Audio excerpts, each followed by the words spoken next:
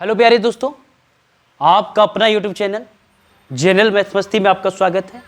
मैं हूं शिव शंकर कुमार और देखिए आर.एस. अग्रवाल की बुक से आप लोग को नवीन अंकगणित जो है इसका सॉल्यूशन कर रहा हूं और इसका नाम है प्रॉफिट एंड लॉस। इसमें से कुछ क्वेश्चन है, समझिएगा क्या कर रहा है इस क्वेश्चन में। समझना है क्या बोल रहा है कि मीनल ने बोल रहा है क्या, मीनल ने एक कार ठीक है 2,50,000 रुपये में खरीदा। तो आप लोग को बताए थे खरीदना मतलब होता है कॉस्ट प्राइस, यानी कि कॉस्ट प्राइस मतलब खरीदते हैं तो 2,50,000 रुपये में खरीदा, 2,50,000 रुपये में खरीदा। और क्या बोल रहा है कि कोई वस्तु खरीदा ठीक है, और बोल रहा है कि 34,08,000 रुपये में क्या किया, बेच दिया, है ना। 3,48,000 रुपये, सॉरी 3,48,000 रुपये क्या करता है, बेच देता है। 3,48,000 रुपये बेच देता है, बेचना मतलब सेलिंग प्राइस होता है। 3,48,000 रुपया में बेच दिया, समझिएगा। अब आप कोई वस्तु को खरीदते हैं 2,50,000 रुपये में और 3,48,000 रुपये में बेच देते हैं तो उसको कितना प्रतिशत का लाभ हुआ। आप देखिए खरीदता है 2.5 लाख में और बेचता है 3,48,000 रुपये में, तो उसको प्रॉफिट होगा ना जी। तो कितना हुआ, इसको घटाएंगे, सेलिंग प्राइस में से कॉस्ट प्राइस को घटाएंगे। 3 जीरो है तो 3 जीरो लिखा जाएगा, कोई दिक्कत है। आप देखिए 8 है, 8 में से 0 गया 8 है बचेगा, और यहाँ पे 4 है, 4 में से 5 घटेगा नहीं, तो 14 में से 5 घटाइए। तो 14 में से 5 घटाइएगा तो कितना हो जाएगा, 5 यानी 9 हो जाएगा। 9 5 कितना होता है, 14, ठीक है।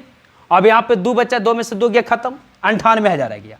तो ये आपका लाभ आया, क्या आया, लाभ। लेकिन यहाँ पे क्या बोला है कि लाभ प्रतिशत निकालिए, लाभ प्रतिशत। आपका बोला है कि प्रतिशत लाभ कितना हुआ, ये देखिए पूछा है बैंक में, बैंक के पीओ की परीक्षा में। तो लाभ प्रतिशत का फॉर्मूला होता है कि लाभ बट्टा क्रयमूल, लाभ बट्टा क्रयमूल गुना 100। ये लाभ प्रतिशत का फॉर्मूला होता है, लाभ प्रतिशत का फॉर्मूला होता है। तो देखिए लाभ तो दिले है लाभ बट्टा क्रयमूल, क्रयमूल आपका कितना है समझिएगा, क्रयमूल कितना है, जो क्रयमूल 2 लाख कितना है 50,000 रुपया, 2,50,000 और गुना 100 कर दीजिए। अब देखिए 3 जीरो से 3 जीरो खत्म हो गया, 1 जीरो से 1 जीरो खत्म हो गया, खत्म हो गया ना। अब यहाँ पे कैसे काटना है, हाँ 3 जीरो से 3 जीरो, 1 जीरो से 1 जीरो खत्म हो गया, 5 रे 25 कट गया और 2 पचे 10 कट गया, कोई दिक्कत है।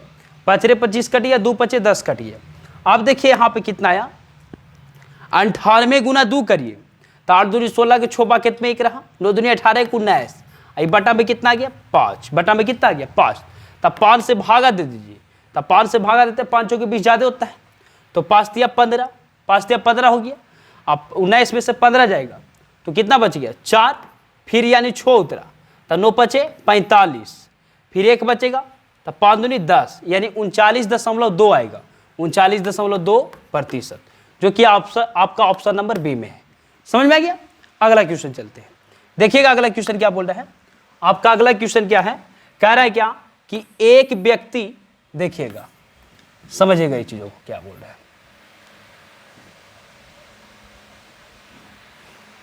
बोल रहा है यहां पे कि एक व्यक्ति कुछ वस्तुएं P रुपये प्रति दर्जन के भाव से खरीदता है।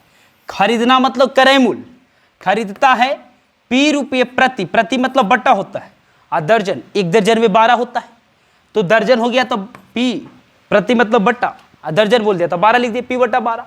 और क्या बोला कि P बटा 8 रुपये प्रति वस्तु के भाव से बेच देता है। अब बेचना मतलब सेलिंग प्राइस हो गया, अब बेचता है कैसे, P बटा 8, है ना। अब इसका अनुपात निकाल दो, यहाँ से आपको क्रयमूल और विक्रयमूल का पता चलेगा। P से P कटम, 4 तिया 12 हो गया, 4 दूनी 8 हो गया। अब तिरछा तिरछी गुना करिएगा तो 2 से 1 में गुना करेगा तो 1 आएगा, और अनुपात 3 गुना 1 करेगा 3, यानी 1 अनुपात 3 आ गया। कहने का मतलब आप 1 रुपये में वस्तु को खरीदते हैं और 3 रुपये में बेच देते हैं, तो आपको लाभ कितना हुआ 2 रुपये का। लेकिन पूछ रहा है क्या कि लाभ प्रतिशत निकालिए। लाभ तो 2 हुआ, लेकिन यहाँ पर पूछ रहा है भैया लाभ प्रतिशत बताइए। तो लाभ प्रतिशत का फॉर्मूला होता है लाभ बटा क्रयमूल। ये 1 रुपये में खरीदे 3 रुपये में बेच दिए, 2 रुपये का लाभ हुआ, तो लाभ बटा क्रयमूल, क्रयमूल कितना है 1 गुना 100 गुना 100%। तो देखिए कितना आ गया 200%। क्या ये सही है, 200% है ऑप्शन में, नहीं है, कहीं पे कुछ मिस्टेक किए होंगे। फिर से देखिएगा, एक व्यक्ति कुछ वस्तु क्या कर रहा है P रुपये प्रति दर्जन के भाव से खरीदता है। P रुपये P बटा 8 कर दी, P बटा 12 और और क्या बोल रहा है कि P/8 प्रति भाव के बेस बेच देता है। तो P से 4 तिया 12, 4 दूनी 8, दू ना आएगा, 1 गुना 2 करेंगे 2, यहाँ पे गलती हो गया है, देखिएगा यहाँ पे क्या होगा, यहाँ पे 2 हो जाएगा, गलती कर दी, देखना फिर से बता रहे हैं। यहाँ पर देखिए जैसे आप क्या किए, यहाँ पर एक, यहाँ पे कुछ नहीं तो 1 बचा, 1 गुना 2 करिएगा 2 आएगा, और 3 गुना 1 करिएगा 3, यानी आप देखिए 2 रुपये में आप खरीदते हैं, 3 रुपये में बेचते हैं, तो 1 रुपये का लाभ हुआ। अब पूछ रहा है क्या, लाभ प्रतिशत। तो लाभ प्रतिशत का फॉर्मूला होता है लाभ बटा क्रेमूल। क्रेमूल आपका कितना है 2, गुना 100%, है ना, तो कितना आ गया 50, 50 दूनी 100, यानी कितना हो गया 50%, जो कि आपका ऑप्शन नंबर कितना में है, ऑप्शन नंबर सी में है। ठीक है, होता है, अभी शुरुआती है तो कुछ हो जाता है, थोड़ा सा मिस्टेक से गलती, ठीक है, धीरे धीरे सब सही हो जाएगा। देखिएगा अगला क्या क्वेश्चन बोल रहा है, कह रहा है क्या इसमें कि एक व्यक्ति, देखिएगा बोल रहा है इसमें क्या समझना है चीजों को, देखिएगा इसमें क्या बोल रहा है कि एक व्यक्ति ने कोई पुस्तक 891 रुपये में बेचकर लागत का 1/10 लाभ कमाया, तो उस पुस्तक का क्रय मूल्य क्या है। देखिए लागत का मतलब होता है क्रय मूल्य। लागत आप किसी भी चीज पे लगाते हैं, यानी आप खर्च कर रहे हैं, तो यानी खरीद रहे हैं, तो उसी को क्रय मूल्य बोलते हैं। क्रय मूल्य पूछ रहा है, तो हम मान लेते हैं लेट मनी मानना होता है, मान लेते हैं क्रय मूल्य को सीपी से सूचित करते हैं, यानी कॉस्ट प्राइस।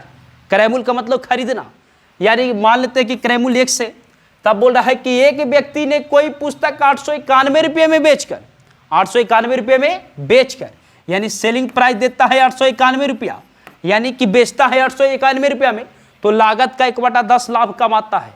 लागत का 1/10 लाभ कमाता है। लाभ जो कमा रहा है लागत का 1/10, तो लागत आपका कितना है, क्रय मूल्य तो x ना माने जी, तो x का मतलब गुना होता है, 1/10 लाभ कमाया। अब बोल रहा है कि उस पुस्तक का क्रय मूल्य क्या है। तब समझना मेरे प्यारे दोस्त कि क्रय मूल्य का जो फॉर्मूला होता है ना, क्रय मूल्य का जो फॉर्मूला होता है, तो क्या होता है कि क्रय मूल्य का फॉर्मूला होता है सेलिंग प्राइस में से, मतलब आप कोई वस्तु खरीदते हैं, अगर आपको लाभ हो रहा है तो जितना में बेचे उतना को घटाइएगा ना, लाभ हो रहा है तो, यानी कि सेलिंग प्राइस को आप लाभ में घटाना पड़ेगा, समझ रहे, तब आपका क्रय मूल्य निकलेगा। जैसे मान लेते हैं कि आप 4 रुपये में वस्तु खरीदे और 7 रुपये में बेच दिए, तो कितना रुपये का प्रॉफिट हुआ, 3 प्रॉफिट कितना का हुआ, 4 रुपये में खरीदे और 7 रुपये में बेच दिए, यानी 3 रुपये का प्रॉफिट हुआ। तो वहां पर अगर आप क्रय मूल्य निकालना चाह रहे हैं, आपको पता है कि 7 रुपये में बेचे और 3 रुपये का प्रॉफिट हुआ, तब ना आप देखिए 7 में से 3 घटाइएगा तो 4 आएगा, है ना। अगर आप क्रय मूल्य निकालना चाहते हैं और सेलिंग प्राइस रहेगा, अगर हानि रहेगा तो हानि रहेगा तो जुटेगा, तब आपका निकलेगा क्रय मूल्य। तब समझना यहाँ पे क्या बोला है ना, ये होता है फॉर्मूला, क्रय मूल्य बराबर होता है विक्रय मूल्य माइनस लाभ, और एक क्रय मूल्य बराबर होता है विक्रय मूल्य प्लस हानि, हानि रहेगा तो। लेकिन यहाँ पे क्या बोल रहा है, एक व्यक्ति ने कोई पुस्तक 891 रुपये में बेचकर लागत का 1/10 लाभ कमाया, उस पुस्तक का क्रय मूल्य क्या है, तो क्रय मूल्य बराबर बोल सकते हैं, क्रय मूल्य बराबर क्या होता है विक्रय मूल्य माइनस लाभ। विक्रय मूल्य माइनस क्या होता है छोटो, लाभ दिया हुआ है। अब समझना, क्रय मूल्य आपको x मान लिए हैं, क्रय मूल्य कितना मान है x, विक्रय मूल्य आपका 891 है और लाभ कितना दिया है x गुना 1/10। आगे देखिएगा, यही चीजों को समझना है, चीजों को इतना आया, तब कैसे करेंगे, ये x से तो x लिख दिए, यानी माइनस में है 1/10, तो ये रह जाएगा तो प्लस में 1/10 हो जाएगा, आई बराबर 891। आप देखिए इसके नीचे कुछ नहीं तो 1, तो 10 गुना x करेंगे 10x, और इधर एक x हो गया, यानी 11x हो गया, अब बटा 10 बराबर 891, काटिए 11 एकम 11, 11 88, एक बच्चा 11 एकम 11, यानी x बराबर हो गया 810 रुपया। x बराबर कितना हो गया 810 रुपया। आपका पूछ रहा था कि वस्तु का क्रय मूल्य कितना है। ये देखिए दिल्ली पुलिस परीक्षा में पूछा है 2010 में, दिल्ली पुलिस का परीक्षा हुआ था तो 2010 में पूछा था, तो आंसर आ गया 810 आपका ऑप्शन नंबर सी में है। समझ में आ गया। अगला क्वेश्चन चलते हैं। अगला क्वेश्चन देखिएगा क्या बोल रहा है, इसमें क्या बोल रहा है कि एक व्यक्ति ने, समझिएगा,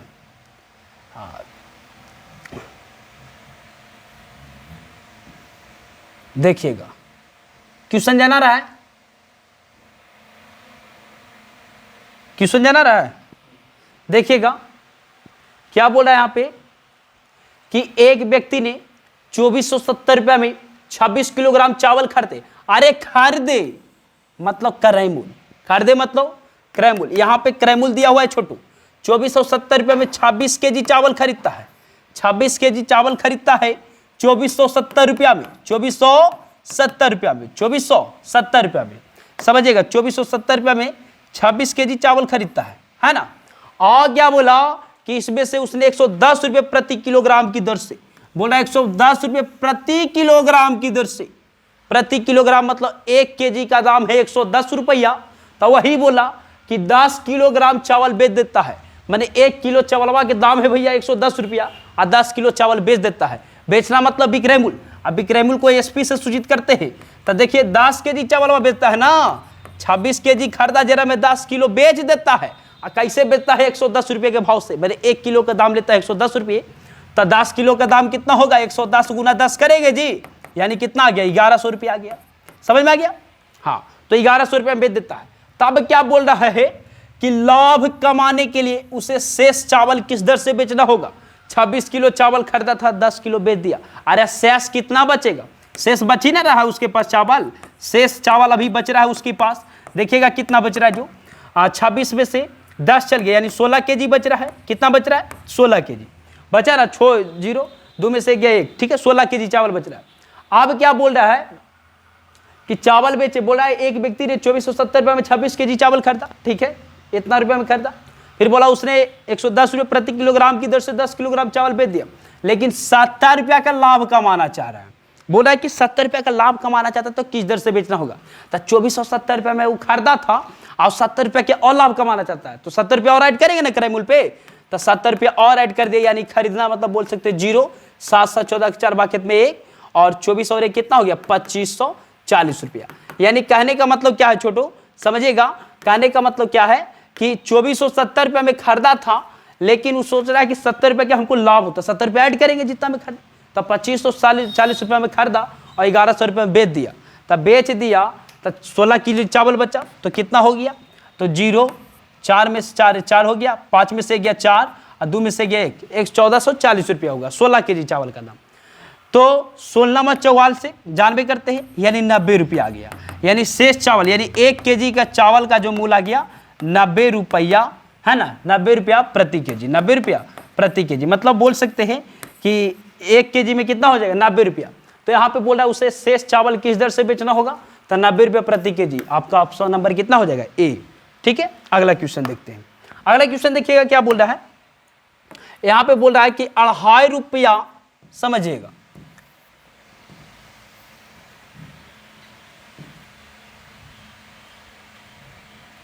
देखिएगा क्वेश्चन जाना रहा है,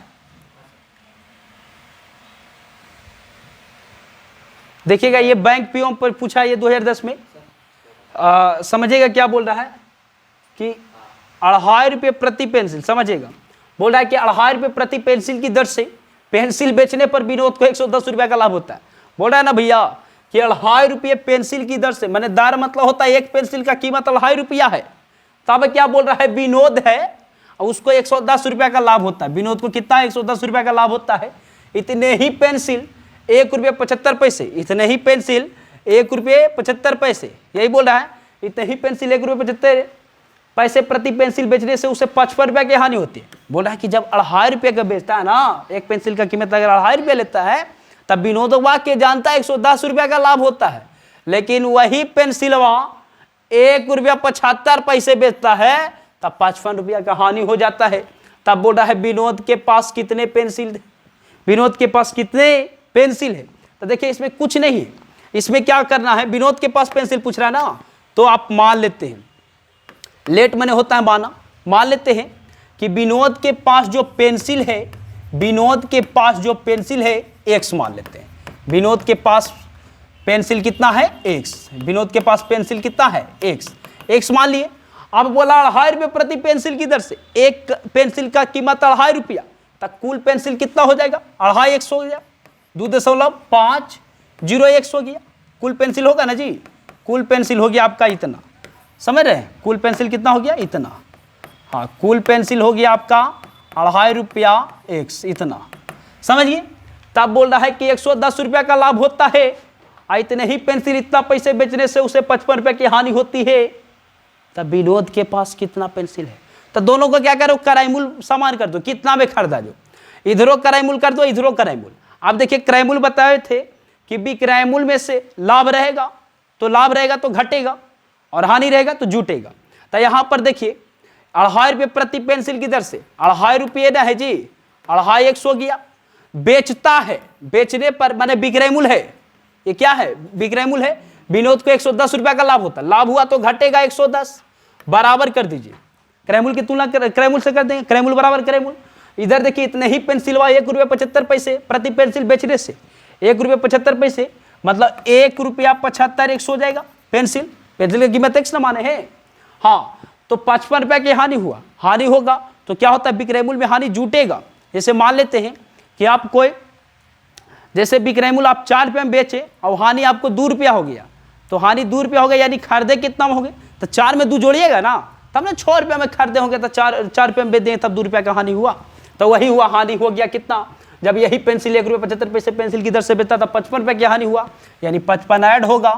आप इसको निकाल दीजिए, देखिएगा निकालने का सबसे आसान तरीका, ये 2.5 x से 1 रुपया 75 x है, ये 2.5 x लिख दिए, कोई दिक्कत, इन्हें प्लस में, तो इन्हें आ गया तो माइनस में हो गया। अब देखिए 55 है, इन्हें जाएगा तो प्लस में हो जाएगा, 110 इन्हें माइनस में, तो इन्हें आएगा तो प्लस में, प्लस बराबर 55।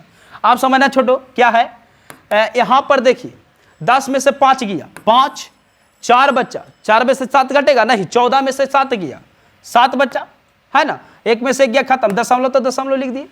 समझ में आया, देखिए फिर से समझिएगा, ये 10 में से 5 गया 5, हाँ अच्छा 1 दशमलव यहाँ पे जो है, यहाँ पर आपका जो है ये नहीं था, यहाँ पर देखिए क्या था, समझिएगा जैसे 1.75 x न हुआ, तब देखिए 10 में से 5 गया 5 और यहाँ पे बचा 7, 7 में से नहीं घटेगा, यहाँ पे 4 बचा, 14 में 7 गया 7 और 1 में से गया खत्म, यानी 75 x हो गया, 0.75 x, और इसको जोड़ दीजिए 5 5 और 1 6, 165, ठीक है, 5 5 1 6 1। अब ये 2 जीरो नीचे जाएगा, 2 अंक है दशमलव के बाद, तो 2 जीरो गया ना नीचे। अब देखिए इसको काटना है, तब कैसे कटेगा, 25 तिया 75, अब 25 चौके 100 कट गया, 25 तिया 75, 25 चौके 100। अब देखिए ये 3 से कटेगा, 5 तिया 15, एक बचा, 5 तिया 15। अब x बराबर जो निकलेगा यहाँ पे 55, आई गुना 4 चल गया, तो गुना कर दीजिए, 5 और 20 के जीरो बाकी 2, 5 और 20 है 2, 220 रुपया हो गया, 220 रुपया। हाँ तो विनोद के पास कितने पेंसिल थे, पेंसिल ना पूछ रहा है, तो 220 पेंसिल हो जाएगा, कितना पेंसिल, 220 पेंसिल, जो आपका ऑप्शन नंबर कितना में है, ए में। चलिए अगला क्वेश्चन चलते हैं, देखिएगा अगला क्वेश्चन क्या बोल रहा है कि एक व्यक्ति ने एक घोड़ा तथा, देखिएगा क्वेश्चन कटता है क्या, देख लीजिएगा थोड़ा सा स्टूडेंट, देखिएगा क्या बोल रहा है कि एक घोड़ा जो है, हाँ एक व्यक्ति ने एक घोड़ा और एक गाड़ी खरीदता है 20,000 रुपया में। आप बताओ घोड़ा वो खरीद लिया, वो गाड़ी वो खरीद लिया और वो 20,000 में, तो कोई कहेगा 10,000 में खरीदोगा, ऐसा हो सकता है, गाड़ी 10,000 के, घोड़ो 10,000 के, तो एक घोड़ा और एक गाड़ी खरीदता है 20,000 रुपया में। अब बोला कुछ उसने घोड़े को 20% लाभ पर, घोड़ा को मान लेते हैं h, हॉर्स माने घोड़ा होता है इसे भी, तब 20% लाभ पर, 20% लाभ हो रहा है, लाभ में तब पॉजिटिव है। अब बोला गाड़ी को, यानी भान मान लेते, भान माने गाड़ी होता है, तो गाड़ी को 10% हानिया पर बेच दिया, माने 10% हानि पर बेच दिया।